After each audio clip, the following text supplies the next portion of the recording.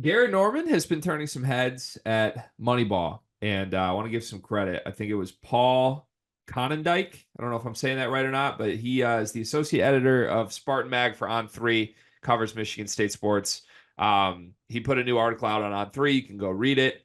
Also, Graham Couch has a new article for the State Journal on Gehrig Normand. So there's a lot of people kind of sitting down to take the time with Gehrig Normand and tell his story in the offseason.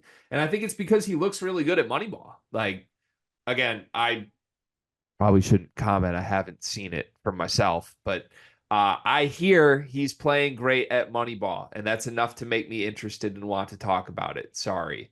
So I'm excited about that. Norman's a guy I'm really high on. I loved him as a recruit. We talked about him last summer. He's like your prototypical shooter with some shit to him. And coming off a redshirt year, I think he's kind of a forgotten piece in the Michigan State mix that could have a really big impact this year. So with these reports coming out and Norman's words himself, what do you make of this? Yeah, I mean, I was always intrigued on what Norman would look like. Now, I didn't really expect him to have a big impact in year one. So like the red shirt wasn't the craziest move in my opinion, but I mean, if we want to look back on it, I still think there probably actually could have been some minutes for Norman given how the team looked and how shooting was deficient at times. But we talked about it many times. There's gonna have to be some guy in like that backup like wing guard role that's gonna have to step up and knock down shots. And like right now, all the reports are the three guys that are gonna be in contention for that.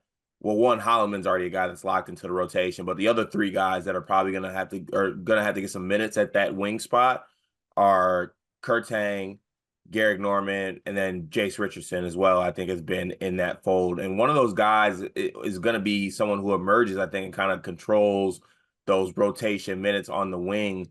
And then depending on how the guys play in front of him, maybe they even get more minutes. But, hearing that he has been playing well at Moneyball and knocking down shots, I've heard from people too that in practice he's been a guy who's been knocking down shots as well. And I think that's a good development for Michigan State. Also, like Norman seems like an all-time vibes guy too. By Mm-hmm. the way, like it seems like just like one of those guys on the team that everyone loves and like just brings the good positive vibes. Norman seems to have that, but I'm very intrigued to see and honestly just feeling happy to see that what he can become and maybe the role he carves out on this team. Like, because I think it could be a number of different roles for him.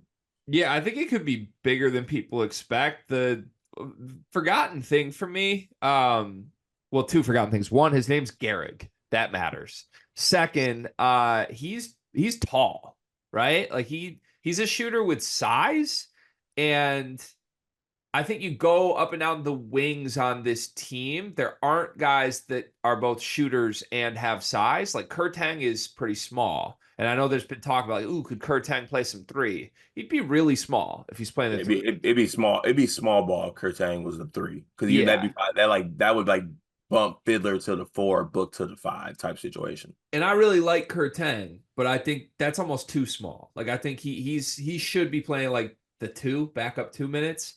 Jace Richardson, another guy, he's not necessarily the smallest, but Jace Richardson feels like a point guard to me. Trey Holloman, I would say, is small. He's a true guard, even though he can shoot it. And then Cohen Carr, like we project Cohen Carr at the four. Cohen Carr, one, can't shoot, and two, Cohen Carr's 6'5". That's Gehrig Normand's height.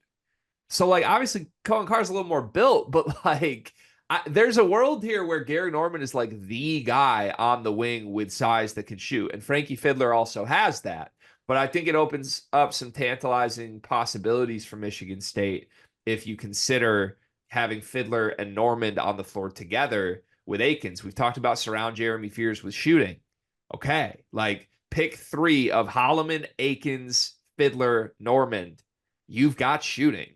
And then you just need to figure out what to do at the five, whether it's a traditional big or whether you slide Xavier Booker down. I don't know. But it's a really exciting possibility. It's good to hear he's playing well. He's averaging just under 20 points a game at Moneyball thus far. And again, throw everything Moneyball out the window. I get it. People certainly want us to remember that right now. But The reality is he's looked really good according to everybody who's actually watched him. And I buy what those people are saying because I believe in Gehrig Normand, the player. Gehrig also had a couple things that he dropped that just like jumped out to me as like reason to believe in this guy and really like this guy. Number one, when asked about like what it's like in practice right now, the very first thing he said was, I feel like I can guard anybody right now. I like that. And I know you make a lot of jokes about like who cares about defense, especially with other programs, but like if you're a shoot first offensive guy coming off a red shirt and people are like, "Hey, how's it going?" and the first thing you say is, "I'm in people's shit." I love that. Like that to me says something about him mentally. Um and then beyond that, he said he's shooting 300 catch and shoot makes a day, and he's like in the gym working out with the other shooters on this team. Go back a decade when I was in school, I saw it firsthand. I watched how Drew Valentine worked out Denzel and Bryn. Like they were in the gym every day until they made a certain amount of shots for hours. And that was one of the best shooting teams in Big Ten history, let alone Michigan State history. This team does have a lot of shooters on it. I think if that's the approach, it's like every day we're going to the gym and we're locking ourselves in it until we make X amount of shots. Like I'm starting to buy what this group is selling. Yeah. Also, I like that if even if he's lying, he didn't use a bad number. Like, you know how Carl Anthony Towns said he was making 1,500 a day.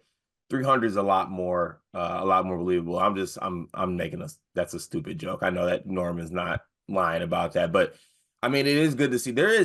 Like I said, the thing for Norman is I think there's a clear path for him to play, check and knock down threes. And like you stated, the first thing he brought up is that I could check anybody here. And then if he can do the shooting part as well at his size, that's like that for a coach, they're gonna find it hard to keep a guy off the floor who is 6'6", 6'5", can shoot and check.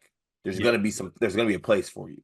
Yep. Yeah. When we start making our lists, like I think we'll probably do our top Big Ten players and definitely like a Big Ten breakout lists, like who's most likely to surprise. Gehrig Normand's going to be on my list. Like I believe this kid's going to be a rotation player. I think he's going to be good. And I think all the signs point in a very positive direction for where this is going for him.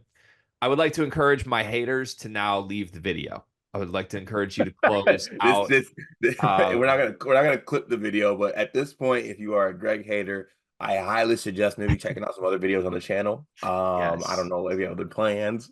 Please move on.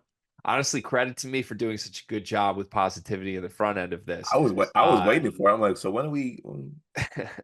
With that said, yeah, this is, I just know I'm going to see my timeline like in 10 days because they like to come back 10 days after content comes out and rip me apart for things. And someone will see this and just, this is the only part they put out. Greg hates Gehrig Normand.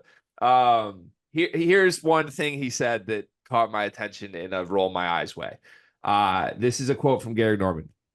The coaches from day one said, we're going to change this thing. Going back to the old school days, just going back to being dogs. That quote alone is not anything to overreact to, right? It's just like player speak. Like, you know how there's coach speak? This is player speak. Like, oh, we got to go be dogs. We just got to go hoop. Everybody in the country and every program says that. I don't think there's anything overly crazy about it. But we know what the term dog means to the Michigan State program. Like y'all kind of carry that up as if like that's something that is unique and special about Michigan State, the Spartan Dogs. We are going to be the toughest program in America, blah, blah, blah, blah, blah. I think it's been true for a lot of years. I don't think the issues the last 4 years have been a lack of dogs. And I've talked about this before, but I think that's a really oversimplifying, quite honestly, stupid way of assessing what Michigan State's issues have been. They weren't bad because Mady Sissoko didn't have enough dog in him. They were bad because Mady Sissoko's bad at basketball. They weren't bad because Tyson Walker wasn't a dog. He's one of the most dog-esque players I've ever watched. Like, are we going to sit here and say Malik Hall wasn't a dog? So for a guy who redshirted to just be like, hey, what's the difference? How's the staff going from last year to this year? And it's like, oh, right away we said we got to get back to being dogs. As if Tyson Walker and Malik Hall weren't dogs. But Gehrig Normand is going to come restore the dog mentality to this program. Like, I'm just kind of rolling my eyes at that car. I don't want to hear about any more mentality bullshit. This team needs good players. And I think Gehrig Normand is one. So I love 90% of what he's saying. But when I see the dog quote, like, I hope that's not actually what the staff is telling the players. I hope it's not like we got the first practice today and we just got to dog up this year. Like, let's fix the offense. Let's get a big man rotation that works, not dogs. We don't need more dogs. We have enough dogs already. Yeah, it's like the thing is there is this like you even mentioned, there's like a toughness and a style of play with the good Michigan State teams that does make them good. But as of late, it's somewhat become like a crutch to other issues. Like it's like I'm not even sure what the actual term is for it, but you're focusing on like you're like glossing over the actual issues to like focus on and like it being like the fault that players don't want it or players aren't dogs. No, it's been a talent issue in my opinion the last couple years. And though it's not just talent, because I think there is some not dog thing, but I think there is some mentality things with these past couple years teams with certain players who I'm not going to call out by name that I think have affected the team. But I don't think it was anything about those players being dogs. I think it was something about whether those players being surrounded by players that maybe aren't as talented and aren't doing things like putting the ball in the basket or rebounding. Like that's what it is, like actual basketball things. You know what? I'm not gonna say like I hope the coaches aren't saying this because I'm gonna chalk it up to coach speak. Like that's some first day of practice stuff. Like we're gonna get back to basics. It's just the Michigan State version of it. But yeah, I I want dogs, but I also want guys that like knock down shots. I want guys that hit threes and guys that rebound and hopefully a center that steps up. And I want Book to be great and I want Fears to be great. I just want those guys to be good. They can be cats for all I care. Just be good at basketball. Yeah, like I don't. This team is not going to be better or worse because like Jaden Akins is a dog or not. Jaden Akins is the mentality and the worker that he is already.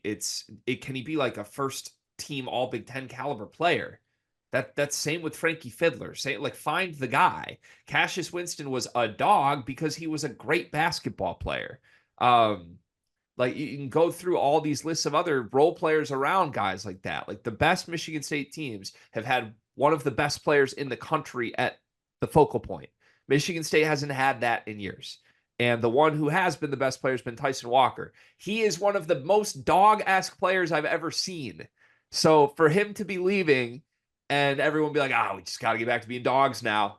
I'm like, what does that even mean to me? You got to find the right group of players that fit, that have enough talent to win games. And I don't expect that. Like, obviously, I don't expect Gehrig Normand to give me an in-depth breakdown of that when a reporter asks, like, what's the staff saying? But I'm rolling my eyes at guys who haven't played in the Big Ten being like, we're just going to get back to good old Michigan State dog days. Like, okay.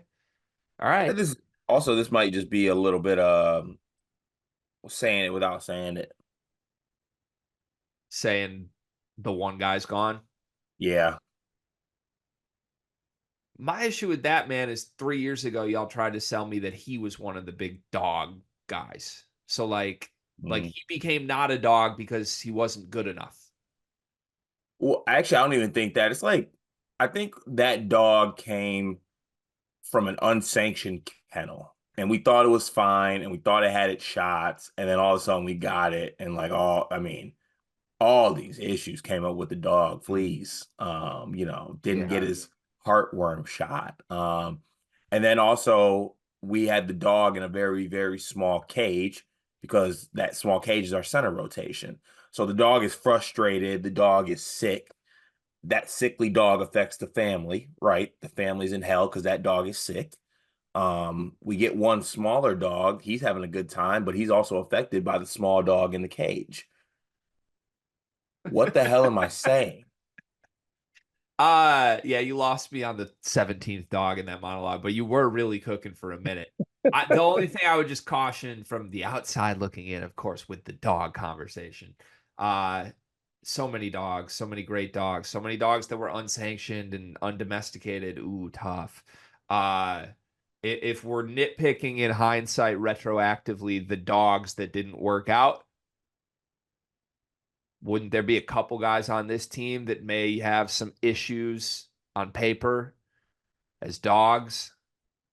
So That's, we're but restoring the dogs. maybe Norman's saying there's not going to be we don't got to worry about those guys.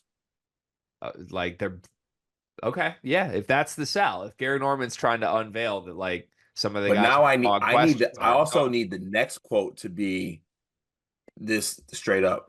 Yeah, quite frankly, I mean, I don't mean to speak for just myself, but I'm in this sophomore class. Like, we're out here busting people's ass. Like, Right. Fears is great. Book is hooping. Yeah. That'd be nice. I want that after this I one. want to hear this quote, man. Like, we don't need to be dogs anymore. We're in the jungle. We need to be the king of the jungle. We need to be big cats. Like, that's what I want to flip this. Spartan Cats? A lion eats a dog for breakfast, Cart. That's true. Cassius Winston was a lion. Cart, you know what I love about you? That I'm handsome? You're reliable. I can count on you. Honestly, you remind me of Aaron Henry a little bit. Remember when, like, their back was against the wall, nothing was going right, and man just showed up every day. He didn't make excuses. There were no problems, there were just solutions. Sounds like me. That's you. And it also reminds me of Duncan Mechanical Solutions, because if you're looking for quality furnace repair, look no further than the heating and air experts that you can trust. Comfort and quality are their standard. They're an HVAC company that serves Northeast Indiana and Southern Michigan, whether it's heating and air conditioning, plumbing, kitchen and bath remodeling, or emergency services when you need them most. Duncan Mechanical Solutions has reliable service that you can count on. Cart, remember when your basement almost exploded? I remember when my basement almost exploded. I remember when my furnace itself was acting funny. I remember when my AC was acting funny. I wish I had Duncan in my back pocket. I wouldn't have to worry about it. Yeah, I mean, I've never been anywhere in northern Indiana or southern Michigan that hasn't been perfectly cool or perfectly warm, depending on when the day called for. And that's because of Duncan Mechanical Solutions. They are the presenting sponsor for the month of July. Shout out to Duncan Mechanical Solutions. Go to duncanmechanicalsolutions.com to learn more.